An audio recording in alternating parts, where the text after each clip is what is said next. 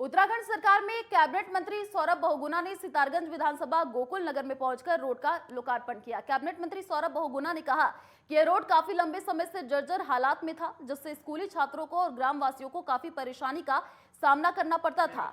ग्रामीणों की मांग पर डामर रोड का लोकार्पण किया गया, जिसका निर्माण 12 महीने में होना था, मगर पीडब्ल्यूडी विभाग ने इसको 6 महीने में ही तैयार कर दिया है।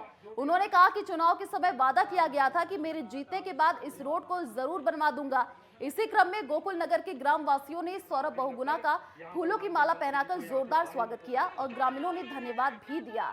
बहुगुणा ने कहा कि हमारी सरकार हर समस्या को देख रही है।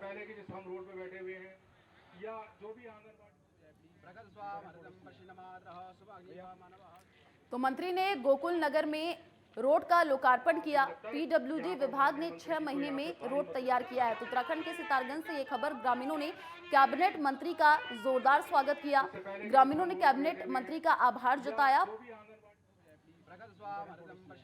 तो फूलों की माला पहनाकर उनका स्वागत किया गया। मंत्री ने गोकुल नगर में रोड तैयार किया। पीडब्ल्यूडी विभाग ने 6 महीने में रोड तैयार किया। तो उत्तराखंड के सितारगंज से ये खबर, ग्रामीणों ने कैबिनेट मंत्री का जोरदार स्वागत किया। तो ग्रामीणों ने कैबिनेट मंत्री का आभार जताया। साथ ही कैबिनेट मंत्री सौरभ बहुगुणा, आपको बता दें कि सितारगंज पहुंचे। मंत्री ने गोकुल नगर में रोड का लोकार्पण किया। तो पीडब्ल्यूडी विभाग ने 6 महीने में ये रोड तैयार किया। ग्रामीणों ने कैबिनेट मंत्री का स्वागत किया। तस्वीरों में आप देख सकते हैं, जब कैबिनेट मंत्री पहुंचे तो ग्रामीणों ने उनका जोरदार स्वागत किया। फूलों की माला पहनाकर उनका स्वागत किया गया। तो मंत्री ने गोकुल नगर में रोड का लोकार्पण किया। तो रोड लोकार्पण की तस्वीरें आप टीवी स्क्रीन पर देख सकते हैं। ग्रामीणों ने कैबिनेट मंत्री का जोरदार स्वागत किया। जब कैबिनेट मंत्री उत्तराखंड के सितारगंज पहुंचे तो वहां पर जो ग्रामवासियों हैं उन्होंने जोरदार स्वागत किया, फूलों की माला पहनाकर मंत्री का स्वागत किया। तो पीडब्ल्यूडी विभाग ने 6 महीने में इस रोड को तैयार किया है। ग्रामीणों ने कैबिनेट मंत्री का जोरदार स्वागत किया। तो ग्रामीणों ने कैबिनेट मंत्री का साथ ही आभार भी जताया। उत्तराखंड के सितारगंज से ये खबर आपको बता रहे हैं। कैबिनेट मंत्री सौरभ बहुगुणा जब सितारगंज पहुंचे तो ग्रामीणों ने उनका स्वागत किया। पीडब्ल्यूडी विभाग ने 6 महीने में रोड तैयार किया। यहाँ पर माननीय मंत्री जी को यहाँ से भारी मतों से तो कैबिनेट मंत्री सौरभ बहुगुणा सितारगंज पहुंचे। मंत्री ने गोकुल नगर में रोड का लोकार्पण किया। और जब मंत्री पहुंचे तो ग्रामीणों ने उनका जोरदार स्वागत किया। यहाँ पर माननीय मंत्री जी को यहाँ से भारी मतों से लेकिन सभी लोगों को एक बहुत पुरानी इनकी डिमांड थी। लगभग जहाँ तक मुझे संज्ञान में है कि 40-45 साल से ये रोड की डिमांड कर रहे थे। रोड नहीं थी, लोगों को बहुत समस्या होती थी, बारिश में निकलना दुश्वार हो जाता था, यहाँ पर बच्चे स्कूल नहीं जा पा रहे थे। और ये रोड आज बनकर तैयार है, उसी का आज हमने उद्घाटन किया है। मैंने अपने पिछले चुनाव में जो 2022 का चुनाव हुआ उसमें वादा किया था कि चुनाव जीतने के तुरंत बाद ये रोड का निर्माण कराया जाएगा और आज वो चुनावी वादा पूरा होगा। प्रधान जी का धन्यवाद करूंगा, लगातार संघर्ष करती हैं यहाँ के लोगों के लिए, लगातार समस्याएं उठाती हैं यहाँ के लोगों की। और सबसे अच्छी बात यह है कि पीडब्ल्यूडी के अधिकारियों को भी बधाई दूंगा कि 12 महीने में इस रोड का अनुबंध हुआ था कि 12 महीने में रोड कंप्लीट होनी है। उत्तराखंड में महिला और बाल विकास मंत्री रेखा आर्या एक बार फिर विवादों में है। पिछले दिनों खाद्य एवं आपूर्ति विभाग के अधिकारियों को बरेली में आयोजित होने वाली निजी कार्यक्रम में शामिल होने का निमंत्रण दिया था, जिसको लेकर वो विवादों में आ गई थी। अब एक बार फिर रेखा आर्या ने महिला एवं बाल विकास विभाग के सभी कर्मचारियों को लेकर आदेश जारी किया है कि सभी लोग आगामी 26 जुलाई को अपने नजदीकी शिवालयों में जलाभिषेक कर बेटी बचाओ बेटी पढ़ाओ का संदेश देंगे। साथ ही साथ उन्होंने शिवालयों में जलाभिषेक की वीडियोग्राफी करने और फोटोग्राफी करने के भी निर्देश दिए हैं। उन्होंने कहा कि संबंधित कर्मचारी फोटो और वीडियो अपलोड कर यह बताए कि उन्होंने कहां पर किस तरह से जलाभिषेक किया है। उनके इस आदेश के बाद विपक्ष पूरी तरह से हमलावर हो गया है। कांग्रेस के प्रदेश अध्यक्ष करण माहरा ने इस आदेश को न्याय संगत नहीं बताया है। करण माहरा ने रेखा आर्य के आदेश की जमकर आलोचना की है।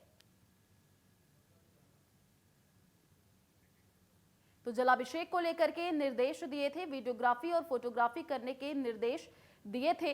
तो करण माहरा ने आदेश की आलोचना की है। तो एक बार फिर विवादों में रेखा आर्या, आपको बता दें कि जलाभिषेक को लेकर के उन्होंने निर्देश दिए थे, वीडियोग्राफी और फोटोग्राफी करने के निर्देश दिए थे। तो करण माहरा ने आदेश की आलोचना की है। एक बार फिर से विवादों में रेखा आर्या, जलाभिषेक को लेकर के रेखा आर्या ने बयान दिए थे। तो वीडियोग्राफी और फोटोग्राफी करने के निर्देश दिए थे, जिसको लेकर के करण माहरा ने उनके इस आदेश की आलोचना की। तो एक बार फिर से विवादों में रेखा आर्या नजर आ रही हैं। जलाभिषेक को लेकर के निर्देश जारी किए थे, तो वीडियोग्राफी और फोटोग्राफी करने के निर्देश रेखा आर्या ने दिए थे। करण माहरा ने इस आदेश की आलोचना की है। तो एक बार फिर विवादों में रेखा आर्या आई हैं। जलाभिषेक को लेकर के निर्देश दिए थे, तो प्रदेश अध्यक्ष करण माहरा ने इस आदेश को न्याय संगत नहीं बताया है। तो कहां पर किस तरह से जलाभिषेक किया गया है, ये निर्देश रेखा आर्या ने दिए थे। इसकी वीडियोग्राफी और फोटोग्राफी करनी थी, तो करण माहरा ने इस आदेश की आलोचना की है। तो रेखा आर्या ने कहा कि संबंधित कर्मचारी फोटो और वीडियो अपलोड कर यह बताए कि उन्होंने कहां पर किस तरह से जलाभिषेक किया था, और उनके इस आदेश के बाद विपक्ष पूरी तरह से हमलावर हो गया। कांग्रेस के प्रदेश अध्यक्ष करण माहरा ने इस आदेश को न्याय संगत नहीं बताया। करण माहरा ने रेखा आर्या के आदेश की जमकर आलोचना की।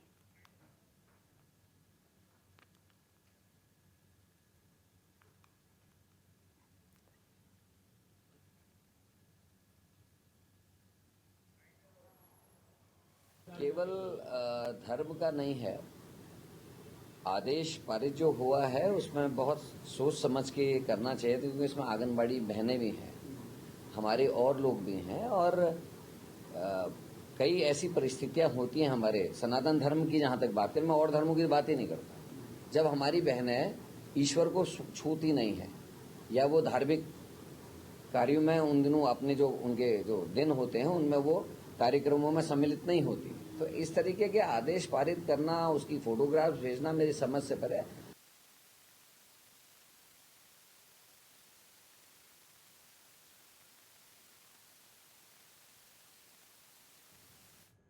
देहरादून से बड़ी खबर आपको बता दें कि सीएम कार्यालय में 2 पीसीएस नियुक्त किए गए हैं। सीएम ने 2 वरिष्ठ पीसीएस अधिकारियों को नियुक्त किया है। ललित मोहन रायल और नवनीत पांडे बने अपर सचिव सीएम। ये बड़ी जानकारी आपको दे रहे हैं। ललित मोहन रायल और नवनीत पांडे बने अपर सचिव सीएम। तो देहरादून से ये जानकारी, सीएम कार्यालय में 2 पीसीएस नियुक्त किए गए हैं। सीएम ने 2 वरिष्ठ पीसीएस अधिकारियों को नियुक्त किया है। तो ललित मोहन रायल और नवनीत पांडे अपर सचिव सीएम बने हैं। ये बड़ी जानकारी आपको दे रहे हैं देहरादून से। नवनीत पांडे बने अपर सचिव सीएम, ये बड़ी अपडेट।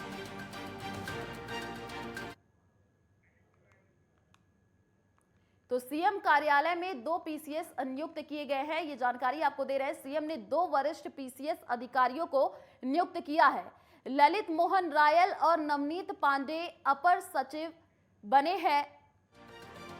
तो अपर सचिव सीएम, आपको बता दें कि ललित मोहन रायल और नवनीत पांडे बने हैं। सीएम ने 2 वरिष्ठ पीसीएस अधिकारियों को नियुक्त किया है, ये बड़ी जानकारी। ललित मोहन रायल और नवनीत पांडे अपर सचिव सीएम बने हैं। देहरादून से ये जानकारी आपको दे रहे हैं। सीएम कार्यालय में 2 पीसीएस नियुक्त किए गए हैं। सीएम ने 2 वरिष्ठ पीसीएस अधिकारियों को नियुक्त किया है। तो ललित मोहन रायल और नवनीत पांडे अपर सचिव सीएम बने हैं।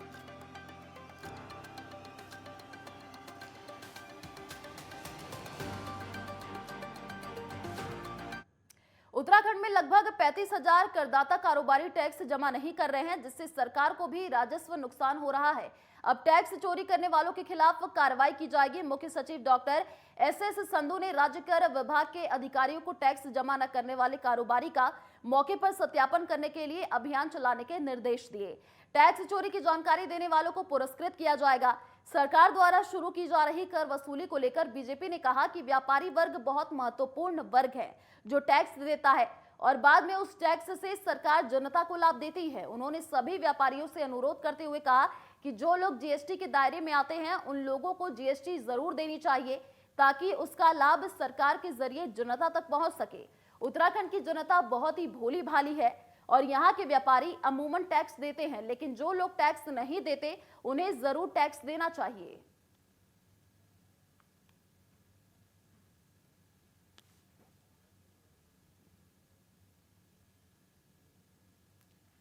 सरकार को राजस्व का भारी नुकसान, कर वसूली के लिए ये अभियान चलाया गया।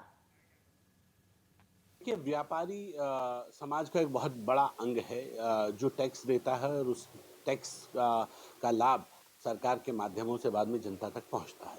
तो हम तमाम लोगों से अनुरोध करते हैं कि सब जीएसटी दें। जो लोग नहीं दे रहे हैं उस स्लैब में आते हैं उन्हें जीएसटी देना चाहिए। जो समय पे अपना जीएसटी भुगतान नहीं करेंगे उसके लिए विभाग बने हुए हैं। लेकिन मुझे लगता है कि बहुत सारे लोग ऐसे भी हैं जिनका 20 लाख रुपए तक का ट्रांजैक्शन है, उन्हें छूट भी है जीएसटी में। तो वो देखने का विषय है कि कौन से व्यापारियों के ऊपर ये बात की गई कि वो व्यापारी जो टैक्स नहीं दे रहे हैं वो कौन से व्यापारी हैं। मुझे लगता है कि उत्तराखंड के लोग जागरूक लोग हैं। ऐसा कम ही होगा कि जो लोग को उस स्लैब में आते हैं वो टैक्स नहीं दे रहे होंगे। और हरिद्वार में चल रहा कावड़ मेला पूरे चरम पर है। चारों तरफ कावड़िए ही दिखाई दे रहे हैं, वहीं चप्पे चप्पे पर पुलिस तैनात है। जैसे जैसे कावड़ियों की संख्या बढ़ रही है वैसे वैसे पुलिस फोर्स भी बढ़ाई जा रही है। इसकी मॉनिटरिंग खुद उत्तराखंड पुलिस महानिदेशक अशोक कुमार कर रहे हैं। कावड़ मेले में कोई भी अप्रिय घटना न हो, इसको लेकर अशोक कुमार द्वारा अधिकारियों को दिशा निर्देश जारी किए जा रहे हैं। आपको बता दें कि कमांडो पूरे कावड़ मेला क्षेत्र में तैनात किए गए हैं। पूरे मेला क्षेत्र को सीसीटीवी कैमरे से लैस किया गया है और ड्रोन कैमरे पूरे कुंभ मेला क्षेत्र में नजर गड़ाए हुए हैं। वहीं 10,000 से ज्यादा पुलिस वाले पूरे कावड़ मेला क्षेत्र में तैनात हैं। कि हम तो अलर्ट के प्रति शुरू से हमने अपनी ओर से बेस्ट पॉसिबल व्यवस्थाएं की हैं। हमारी बम डिस्पोजल स्क्वाड टीमें लगी हैं, एटीएस एंटी टेररिस्ट स्क्वाड लगी है और बीडीएस लगी है, जो डॉग स्क्वाड्स होते हैं वो लगे हैं। तो हमारे सब जगह निरंतर निगरानी है। पूरे क्षेत्र में 400 से ज़्यादा सीसीटीवी कैमरे लगे हैं। ड्रोन कैमरा से हम निगरानी कर रहे हैं। अगर कोई ऐसा प्रयास करता भी है तो हमारी नज़रों से बच नहीं पाएगा। लगातार संपर्क है, किंतु एक बड़ी उपलब्धि देखिए इस बार, क्योंकि हाईवे 4 लेन हो गया था। अभी तक भी दिल्ली देहरादून और दिल्ली हरिद्वार आम जनता के लिए जो छोटे वाहन हैं उनके लिए अभी तक चल रही है एक साइड। चलिए रुक तक छोटे से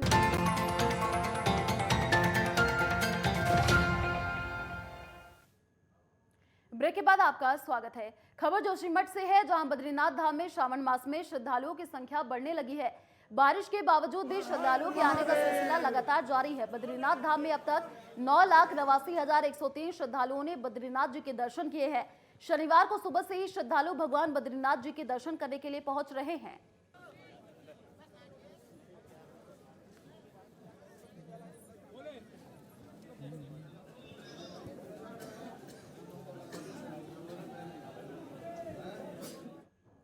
सोनप्रयाग से 2080 तीर्थ यात्रियों का पहला दल केदारनाथ के लिए रवाना हो चुका है। शुक्रवार को 6,729 पुरुषों, 2,681 महिलाओं, 171 नौनिहालों सहित 9,591 तीर्थयात्रियों ने बाबा केदारनाथ के दर्शन किए हैं। शुक्रवार तक 9,12,211 तीर्थयात्री भगवान केदारनाथ के दर्शन कर चुके हैं। प्रतिदिन सैकड़ों की संख्या में कांवड़ यात्री केदारनाथ धाम पहुंच रहे हैं। इसी क्रम में यात्रा पड़ावों सहित केदारनाथ धाम में रौनक लौट रही है। तो तीर्थ यात्रियों ने केदारनाथ के दर्शन किए हैं। आपको बता दें कि केदारनाथ जाने वाले श्रद्धालुओं में उत्साह देखने को मिल रहा है। तीर्थयात्रियों का पहला दल रवाना हो चुका है। तो 9,591 तीर्थयात्री रवाना हो चुके हैं। उत्तराखंड के केदारनाथ से ये खबर, तीर्थयात्रियों ने केदारनाथ के दर्शन किए हैं। केदारनाथ जाने वाले श्रद्धालुओं में एक बार फिर से उत्साह देखने को मिल रहा है। तीर्थयात्रियों का जो पहला दल है वो रवाना हो चुका है। 9,591 तीर्थयात्री रवाना हुए हैं।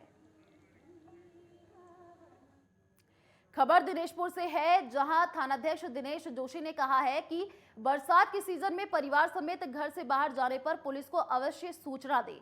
उन्होंने कहा कि बरसात शुरू होते ही चोरी की घटनाएं बढ़ जाती हैं, जिसको देखते हुए सभी सम्मानित नागरिकों से अपील की जाती है कि परिवार अगर कहीं शादी, पार्टी या अन्य स्थानों में पूरे परिवार समेत जाता है तो अवश्य 112 नंबर पर कॉल करे, जिससे पुलिस उस घर पर नजर बनाए रखे।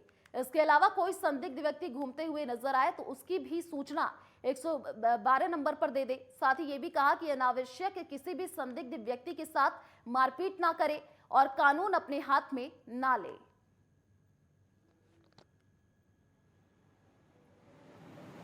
सम्मानित जनता से मेरा अनुरोध है कि वर्तमान में बरसात सीजन है। पहले तो कभी भी कोई व्यक्ति किसी शादी समारोह में या किसी फंक्शन में या कहीं रिश्तेदारी में अगर जाता है इसकी सूचना मेरे सरकारी जो नंबर है हमारा 9411112903 में, ये 112 में, या फिर थाने में आकर वो पुलिस को ये बता दें कि साहब हम जो है इतने दिन के लिए अपना घर छोड़ के जा रहे हैं, ताकि जो हमारी गश्त पार्टी है वो समय समय पर उस ऐसे घर को चेक कर सके जिनके मालिक घर पर नहीं है, घर बंद है। और मेरा सभी से अनुरोध है कि अगर आपके आसपास कोई संदिग्ध आदमी घूमते हैं, संदिग्ध लोगों की झुंड घूम रहा है, या कोई फेरी वाला घूम रहा है, या कोई किसी प्रकार का अनजान व्यक्ति अगर आपके क्षेत्र में घूम रहा है, इसकी सूचना तत्काल 112 में दें, ताकि पुलिस ऐसे व्यक्ति से पूछताछ कर सके। उत्तराखंड में श्रावण मास के चलते शिव भक्तों का फिलहाल आना जाना हो रहा है। उत्तराखंड की पुलिस पूरी तरह मुस्तैद नजर आ रही है। इसके अलावा पुलिस ने इस बार एक नया काम किया है। भगवानपुर थाना पुलिस ने इस बार यूपी बॉर्डर के समीप काली नदी चौकी पर कांवड़ मेले में हरिद्वार आ रहे श्रद्धालुओं का स्वागत किया गया और भगवानपुर पुलिस की ओर से श्रद्धालुओं को फलाहार, जूस, केले वितरित किए गए। इसके अलावा पुलिस ने प्राथमिक उपचार की भी व्यवस्था की है, जिसमें प्रथम उपचार की सभी दवाइयां वितरित की गई।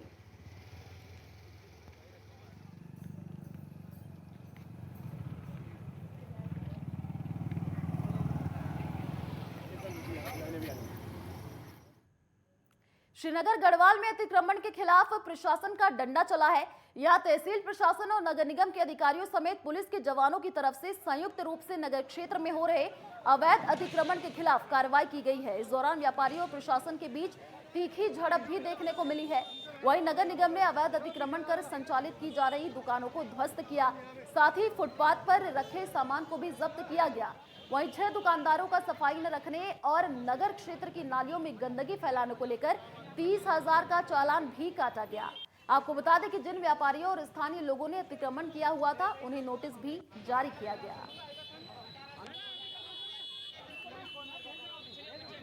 अतिक्रमण के खिलाफ अभियान हमने कई बार चलाया है और हर बार व्यापारियों का जो थोड़ा विरोध रहता है, सब समय मांगते हैं, मानवीय आधार पर वो धीरे धीरे समय दिया जा रहा है, लेकिन उसमें उनकी तरफ से कोई सहयोग टाइप मतलब प्रॉपर सहयोग नहीं मिलता।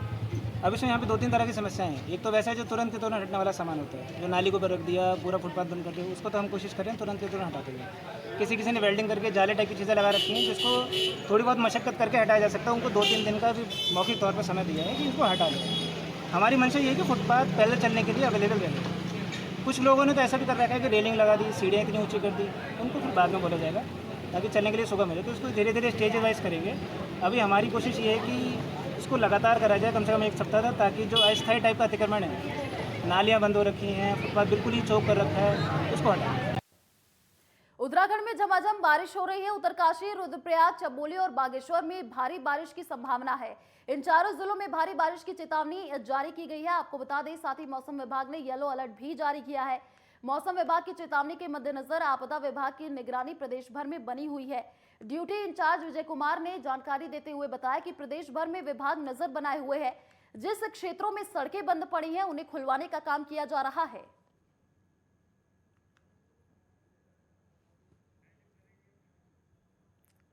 तो उत्तराखंड में झमाझम बारिश देखने को मिल रहा है। कई जिलों में भारी बारिश का अलर्ट भी जारी किया गया है। साथ ही मौसम विभाग ने येलो अलर्ट जारी किया है। तो उत्तराखंड में झमाझम बारिश का दौर जारी है। कई जिलों में भारी बारिश का अलर्ट जारी किया गया है। आपको बता दें कि मौसम विभाग ने येलो अलर्ट उत्तराखंड में जारी किया है। तो देश के कई राज्यों में लगातार बारिश का दौर जारी है। बात करें गुजरात की, महाराष्ट्र की, तो लगातार बारिश देखने को मिल रही है। उत्तराखंड में भी झमाझम बारिश हो रही है। अब जनता बारिश से परेशान नजर आ रही है। कई जिलों में भारी बारिश का अलर्ट जारी किया गया है। आपको बता दें कि मौसम विभाग ने येलो अलर्ट जारी किया है। तो उत्तराखंड में झमाझम बारिश का दौर जारी है। कई जिलों में भारी बारिश का अलर्ट जारी किया गया है। मौसम विभाग ने येलो अलर्ट जारी किया है। आपको बता दें कि उत्तराखंड में लगातार बारिश का दौर जारी है। देश के कई राज्यों में लगातार बारिश का दौर देखने को मिल रहा है। कई ऐसे राज्य हैं जहां पर बाढ़ की भी आशंका जताई जा रही है। हमने आपको लगातार कई खबरें दिखाई, कई तस्वीरें दिखाई जहां पर सड़कों पर जलभराव देखने को मिला। मौसम विभाग का पूर्वानुमान ऑरेंज अलर्ट का था, लेकिन आज उसे डाउनग्रेड करके येलो अलर्ट में कन्वर्ट कर दिया गया है। और आज राज्य में मौसम की स्थिति सामान्य है और जनपदों में सभी जगह सभी अलर्ट मोड में हैं। जिला प्रशासन, आपदा प्रबंधन के अधिकारी, एसडीआरएफ, पुलिस, सभी लोग अपना अपना काम कर रहे हैं। केदारनाथ राष्ट्रीय राजमार्ग 107 फाटा से 2 किलोमीटर आगे गवने पुल के समीप पहाड़ की ओर से मलबा आ जाने से बाधित चल रहा है। राष्ट्रीय राजमार्ग विभाग की ओर से बाधित मार्ग के दोनों ओर से मशीनें लगाकर मार्ग खोला जा रहा है, जिसके चलते जल्द मार्ग खोले जाने की संभावना जताई जा रही है। राजमार्ग बंद हो जाने से दोनों ओर तीर्थयात्रियों की लंबी लाइनें लगी हुई हैं। राजमार्ग विभाग के अधिकारियों ने बताया कि बाधित मार्ग पर मशीनें लगा दी गई हैं। जल्द ही राजमार्ग को आवाजाही के लिए सुचारू किया जाएगा।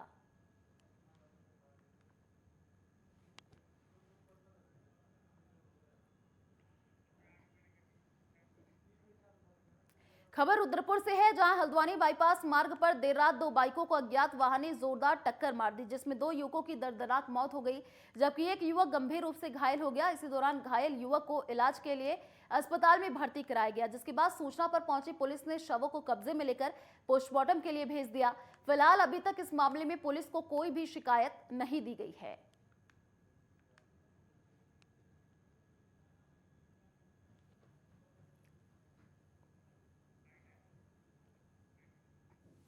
आशीर्वाद होटल के पास ट्रक की और बाइक की टक्कर हुई है, तो उस पर हमारी टीम मौके पर गई थी। जब तक हमारी टीम मौके पर पहुंची तब तक 108 जो है 108 के जरिए घायलों को अस्पताल पहुंचा दिया गया था।